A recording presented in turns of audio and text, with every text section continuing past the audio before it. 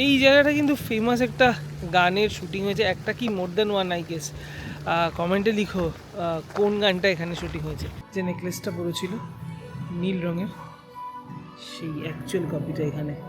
এটা সরোস্কির। এখন আমি ক্রিস্টাল ডোমের ভিতর, অসাধারণ, ভিতরটা দুর্দান্ত। এই হলটি ইউরোপের সবচেয়ে সুন্দর রেনেসা হলগুলোর মধ্যে একটা। হলের ভিতর লম্বা কাঠের ছাদ, দুপাশে জানলা, আর দেয়াল জুড়ে টিরাল অঞ্চলের শাসকদের পোর্ট্রেট রাখা।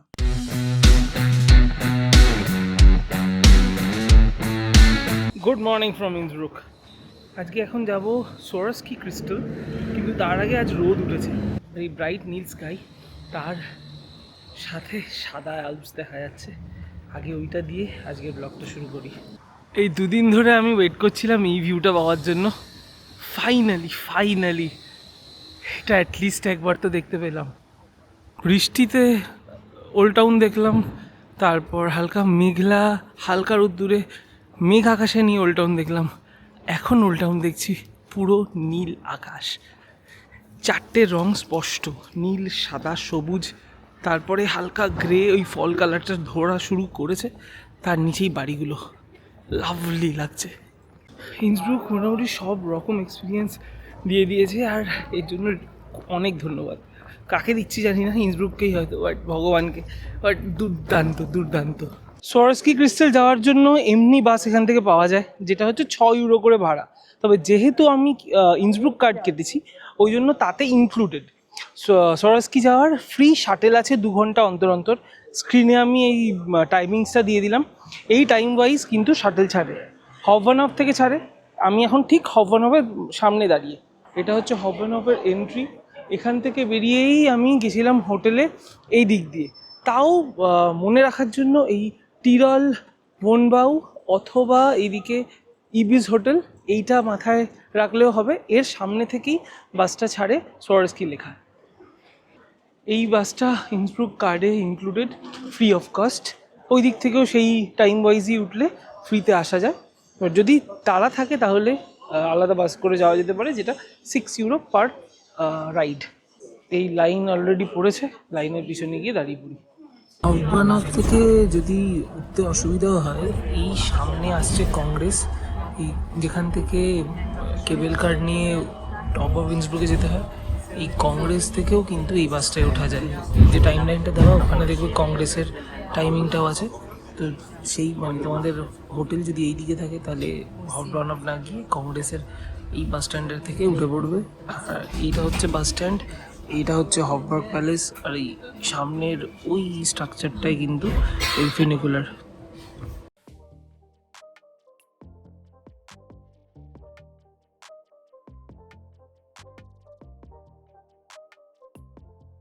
এই বাসটা নামালো আমাকে সরস্কির সামনে। এখানে নামার পরেই এখানে একটা বোর্ড আছে, দেখিয়ে দেবে ফেরত যাওয়ার বাসটা আবার কটায়। এই যে দেখাচ্ছে আমাকে 43 মিনিট পর হচ্ছে নেক্সট বাস। 43 মিনিটে আমার মনে হয় না কমপ্লিট হবে, তাই হয়তো এই বাসটা ধরতে হতে পারে 1:35 যদি ফ্রি শাটেলে যাওয়া হয়। আর যদি এমনি মনে হয় যে আগে বেরিয়ে যাব, তাহলে এখান থেকে এমনি বাস আছে 6 ইউরোর, যেটা এর আগে বললাম, সেটা করে যাব। সরস্কি তো সুন্দরী, কিন্তু এই এরিয়ার ল্যান্ডস্কেপটাও মারাত্মক। এখান থেকে এন্ট্রি পয়েন্ট, আমাকে টিকিট কাটতে হবে না, কারণ ইন্সব্রুক কার্ড রয়েছে। ইন্সব্রুক কার্ডের এটাই মজা, সব কটা জিনিস একবারে কভার করা যায়। এই যে লেখা আছে অনলাইন টিকিট, ইন্সব্রুক কার্ড, সব এই দিকে। আর এখান থেকে টিকিট কাটতে হলে এই লাইনটা, এই আমি যাব এই দিক দিয়ে।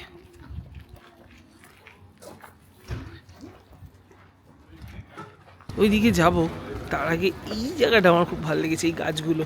এখানে একটু কটা ছবি টবি তুলে নিয়ে তারপর যাচ্ছি আসল দিকে। এই জায়গাটা কিন্তু ফেমাস একটা গানের শুটিং হয়েছে, একটা কি more than one I guess. কমেন্টে লিখো কোন গানটা এখানে শুটিং হয়েছে। মেসমারাইজিং।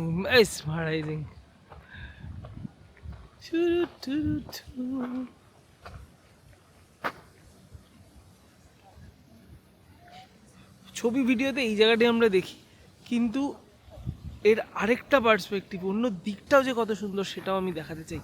এটা না দেখালে অন্যায় করা হবে, কোনো অংশে কম নয়। আর ফলে আসার, হেমন্তকালে আসার মজা হচ্ছে এই গাছের কালারটা পাল্টায়, যেই কারণে আরও আমার এই সময় আসা। অনেক দিন ধরে ইচ্ছা ছিল অটমে দেখবো অস্ট্রিয়া।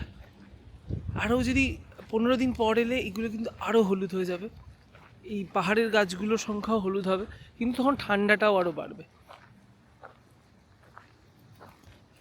আমাদের ওখানে ভালো ভালো মাঠে যেরকম টার্ফ থাকে, ওই ধরনেরই টার্ফ এখানে করা, প্রচণ্ড মেনটেন্ড।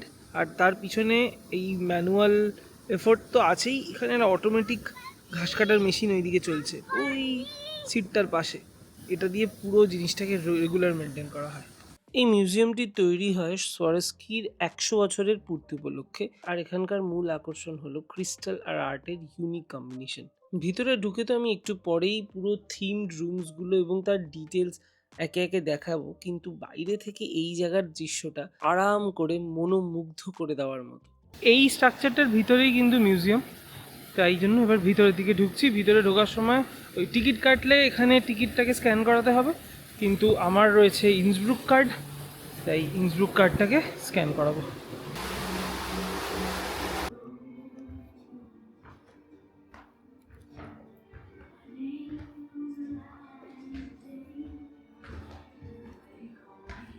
এর ভিতরে একটা আর্টিফিশিয়াল বরফের ঘরও রয়েছে, রীতিমতো আমার ধোয়া বেরোচ্ছে। আর এখানে এই যে এগুলো বরফ পড়ছে উপর থেকে, আর্টিফিশিয়ালি করা, বাট ঘরটা প্রচণ্ড ঠান্ডা। বাইরে কিন্তু আজকে যথেষ্ট গরম, কিন্তু এই ঘরটা এসে দুর্দান্ত একটা মানে অদ্ভুত ক্লাইমেটটা পাল্টে গেল। আর আর্টিফিশিয়াল স্নোফল করছে ওরা এখান থেকে, আর জায়গাটা এরকম।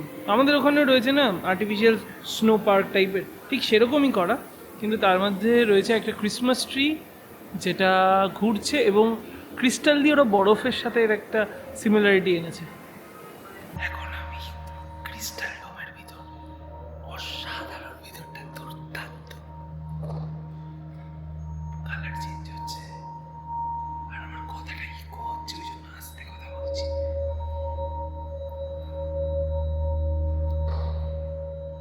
এইবার সব থেকে ইন্টারেস্টিং ঘরটায়, যেখানে অ্যাকচুয়াল সেলিব্রিটিরা যে ক্রিস্টালগুলো পড়েছিল সেইগুলো ওরা সাজিয়ে রেখেছে, আর এই ঘরটা দুর্দান্ত দেখাচ্ছি।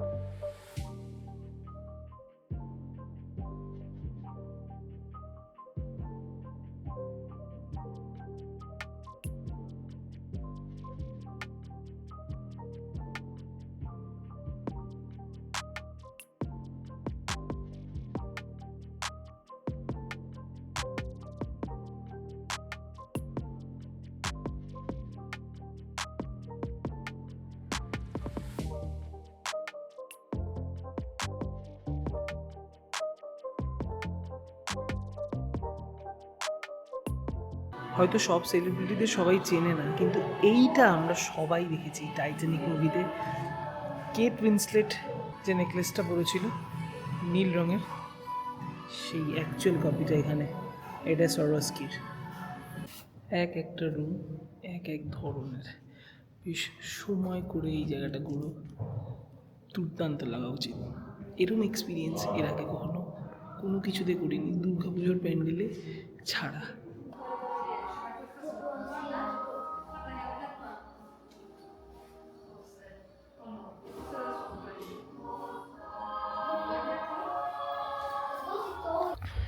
এই রুমটা সব থেকে এক্সাইটিং।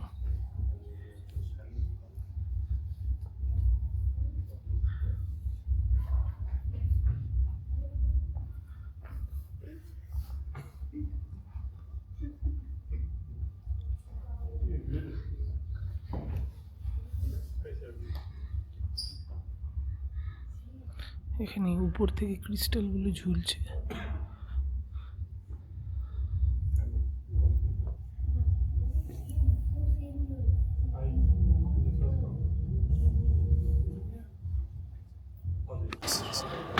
ক্রিস্টাল ওয়ার্ল্ড মোটামুটি ঘোরা কমপ্লিট।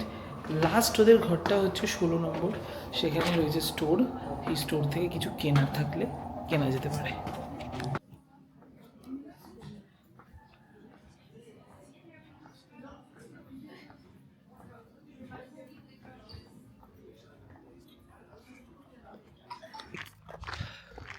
সোরাস্কির ওখান থেকে বেরিয়ে ঠিক পরেই রয়েছে, মানে ঠিক গায়ে লাগোয়া রয়েছে সোরাস্কি গার্ডেন।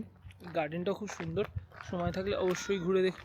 আর ওই গার্ডের সাথে কিন্তু ইনক্লুডেড আরেকটা প্রোটিপ, সেটা হচ্ছে যদি সকালের দিকে আসো তাহলে কিন্তু, মানে এটা ছবি তোলার রেসপেক্টে বলছি, বিকেলের দিকে মানে দুপুরের পর এলে সূর্যটা ওই দিকে চলে যাবে, উল্টো দিকে, মানে যেই মুখটা নিয়ে আমরা ছবি তুলি, ওই ঝর্ণা পড়ছে ওর পিছন দিক থেকে সকালবেলা রোদটা ওঠে, আর অবভিয়াসলি তার পিছন দিকে রোদটা যাবে। তাই বেলার দিক করে এলে বা বিকেলের দিক করে এলে কিন্তু অবজেক্টের উপর আলোটা একদম ডাইরেক্টলি পড়বে, যেটা সকালের দিকে হলে পিছন দিকে খুব একটা অসুবিধা হয় না, কিন্তু ছবি নিয়ে অনেকের অনেক রকমের চিন্তাভাবনা থাকে, তাই জন্য বলে দেওয়া। এই হচ্ছে সোরাস্কি গার্ডেন। বেসিক্যালি অস্ট্রিয়ার বাকি সব গার্ডেনের মধ্যে এই গার্ডেনটাও একই রকম। অস্ট্রিয়া এলে যে কোনো জায়গায় একটা সুন্দর গার্ডেন থাকে, এটা একদম ম্যান্ডেটরি, এবং সেটা সত্যি দুর্দান্ত দেখতে লাগে। ফল বলেই গাছের পাতাগুলো হালকা হালকা ঝরছে, কিছু কিছু গাছ হলুদ হচ্ছে। এইখানে ইন্টারেস্টিং যেটা সোরাস্কির স্পেশালিটি, এই উপরে যে সোরাস্কি ক্লাউডসগুলো করে রাখা, এইগুলোর আলোয় গ্লিটার করছে। বাকি নর্মাল একটা পার্কের মতো, ফাঁকা সময় থাকলে এই জায়গাটা ঘুরে দেখা যেতে পারে। সোরাস্কি করে চলে এলাম হভেনহফে, ওই শাটেলটা করেই। তারপর এবার যাচ্ছি অ্যামব্রেস ক্যাসেল। এবার অ্যামব্রেস ক্যাসেল কী করে যাবে? হভেনহফে যেখানে নামাবে ওখান থেকেই রাস্তাটা ক্রস করলেই মানে রাস্তার এক পাশে কয়েকটা বাস স্টপ, আরেক পাশে কয়েকটা বাস স্টপ, ওখানে 540 নম্বর বাস সোজা নিয়ে আসবে অ্যামব্রেস ক্যাসেলের এখানে। আমি এই সামনের বাস স্টপটায় নামলাম 540 করে। এবার সামনে হেঁটে যাব, গাড়ি নিয়ে এলে এটা হচ্ছে পার্কিং, আর এই সোজা হেঁটে এলে একটা সিঁড়ি পড়বে, এরকম সিঁড়ি দিয়ে নিচে নেমে গিয়ে রাস্তা, তারপর এগিয়ে অ্যামব্রেস ক্যাসেল। এই হচ্ছে অ্যামব্রেস ক্যাসেল। এটা একটু উপরে, পাহাড়ের উপরের দিকে, আর এটার এন্ট্রি ফিও কিন্তু ইন্সব্রুক কার্ডে ইনক্লুডেড। এই জন্য হচ্ছে ইন্সব্রুক কার্ডের মাহাত্ম্য, একটা কার্ডে অনেক কিছু করা যায়। এইখানে হচ্ছে টিকিট শপটা। আমার ইন্সব্রুক কার্ড, বাট স্টিল আমি জানি না ইন্সব্রুক কার্ডটা নিয়েই ঘোরা যাবে না, তার জন্য ইন্সব্রুক কার্ডের উপর বেস করে একটা টিকিট দেবে, সেটা জিজ্ঞাসা করতেই ভিতরে ঢুকছি। অ্যামব্রেস ক্যাসেল শহরের সেন্টার থেকে প্রায় 4 কিলোমিটার দূরে একটা ছোট্ট পাহাড়ের উপর অবস্থিত। ক্যাসেল দিয়ে ঢোকার মুখেই দেখা যায় একটা বিশাল ওপেন কোর্টইয়ার্ড, যেখানে পুরো কমপ্লেক্সের লেআউটটা পরিষ্কার করে বোঝা যায়। অ্যামব্রেস ক্যাসেল মূলত দুভাগে বিভক্ত, লোয়ার ক্যাসেল আর আপার ক্যাসেল। আপার ক্যাসেলের সবচেয়ে ফেমাস অংশ হলো এই স্প্যানিশ হলটা। এই হলটি ইউরোপের সবচেয়ে সুন্দর রেনেসা হলগুলোর মধ্যে একটা।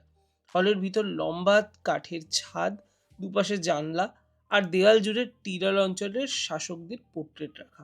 এই স্প্যানিশ হলে আজও কনসার্ট, কালচারাল ইভেন্ট এবং অনেক স্পেশাল অনুষ্ঠানের জন্য ব্যবহার করা হয়। লোয়ার ক্যাসেলের অন্য অংশে বিভিন্ন ধরনের গ্যালারি রাখা রয়েছে, পুরনো অস্ত্র, আর্মার, হান্টিং ইকুইপমেন্ট আর রাজপরিবারের দৈনন্দিন ব্যবহারের জিনিসপত্র।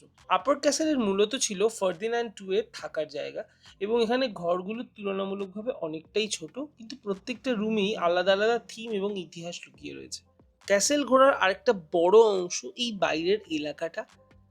এই গার্ডেনটা খুব সুন্দরভাবে মেনটেন করা, হাঁটতে হাঁটতে শান্ত পরিবেশটা দেখে আর এখান থেকে মাঝে মাঝে ইন্সব্রুকের ভিউটা দেখতে দেখতে মনটা কিন্তু জুড়িয়ে যায়। অ্যামব্রেস ক্যাসেল সাধারণত সারা বছরই খোলা থাকে, তবে টাইমিং সিজন অনুযায়ী পরিবর্তন হতে পারে। টিকিট অনলাইন বা অন স্পট দুভাবেই কাটা যায়, এটা একটু টাইমিংটা আগে থেকে দেখে নেওয়া ভালো।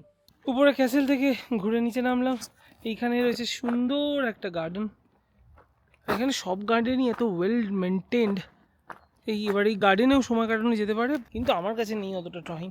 প্লাস অনেক গার্ডেন দেখছি এই 3 দিন ধরে, মোটামুটি সবই একই রকম, প্রত্যেকটাই নো ডাউট সুন্দর, কিন্তু এখন নয়। উপর থেকে নেমে এসে একটু লাঞ্চ করলাম, করে বিকেলটা একটু এনজয় করব ইম্পেরিয়াল সিটি গার্ডেন। এই হচ্ছে কংগ্রেসের বাস স্টপ, কালকে দেখিয়েছিলাম, তার ঠিক উল্টো দিকে হচ্ছে সিটি গার্ডেন। এখানে এটাকে বলে হফ গার্ডেন।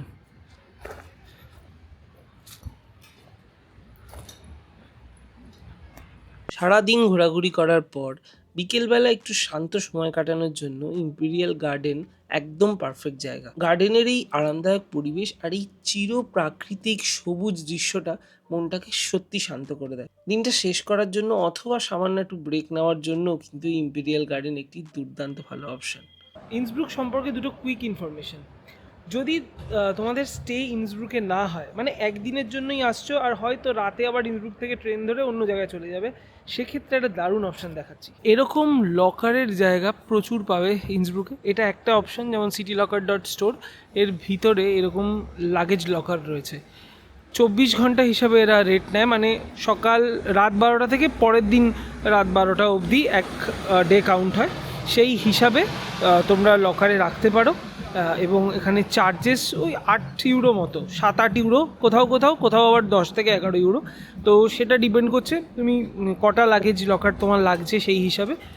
এটা কিন্তু হোটেলের থেকে অনেক চিপে পড়ে, তো সেই ক্ষেত্রে এটা কিন্তু একটা অপশান।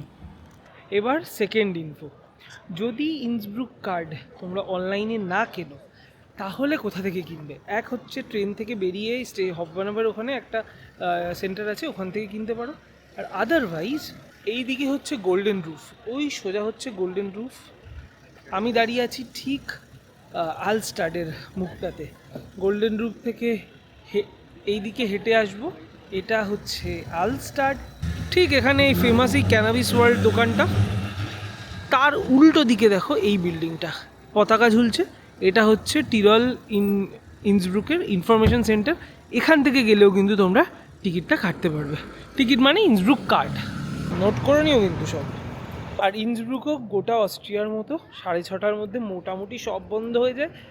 কিছু কিছু সুপার মার্কেট 7:30 অবধি খোলা থাকে, আর রেস্টুরেন্টগুলো ওই 8টা 8:30 খুব টেনে টুনে, তারপর কিন্তু পাওয়া মুশকিল। তাই প্ল্যান ওয়েল অ্যাহেড সব কিছু।